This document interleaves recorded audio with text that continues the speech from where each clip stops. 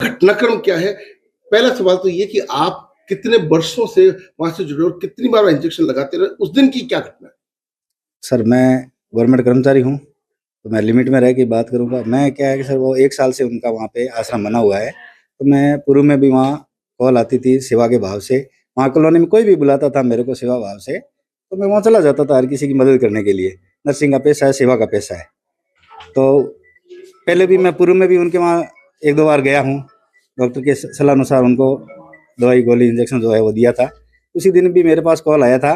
पहले 12 बजे कॉल आया था, फिर 5 बजे करीब कॉल आया था। तो गया मैं उनके पूर्व में जो इंजेक्शन डॉक्टर की चिकित्सा सलाह अनुसार दिया वो इंजेक्शन लगाया, और इंजेक्शन लगा के मैं तो वापस आ गया था।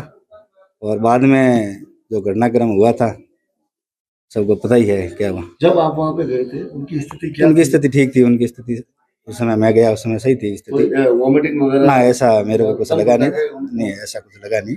फिर आपने कितने इंजेक्शन लगाए, कौन कौन से इंजेक्शन लगाए? इंजेक्शन जो उनके डॉक्टर के प्रिस्क्रिप्शन पहले जो लिखे हुए थे और पहले भी मैंने लगाए थे वो इंजेक्शन लगाए कौन थे। कौन से इंजेक्शन थे? इंजेक्शन वो प्रिस्क्रिप्शन में लिखा हुआ था वही लगा। सुना था और दूसरा नहीं, वो उनके प्रिस्क्रिप्शन में जो इंजेक्शन थे वो मैंने लगा दिए थे। वो एक मतलब दोनों मिक्स करके लगते हैं, एक इंजेक्शन लगा हुआ था।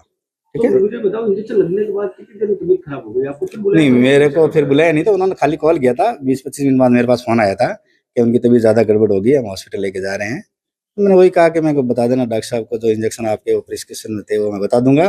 25 जो भी मिनट हो। बाद फोन आया आपके पास? हाँ, लगभग आइडिया इतने से फोन आया था। ठीक है सर। लेकिन इस पूरे मामले को लेकर के आप जो मेडिकल प्रोफेशन से जुड़े हो, किसी इंजेक्शन से क्या इस प्रकार की मौत हो सकती? नहीं सर, मेरे हिसाब से और उनके हिसाब से डेथ नहीं होनी चाहिए। और क्या उनको अस्थमा की बीमारी थी? अस्थमा की बीमारी पुराना रिकॉर्ड तो मेरे पास था नहीं, उनके पास पर्ची थी। इनहेलर जो सर इसके बारे में मेरे को कुछ नॉलेज है नहीं।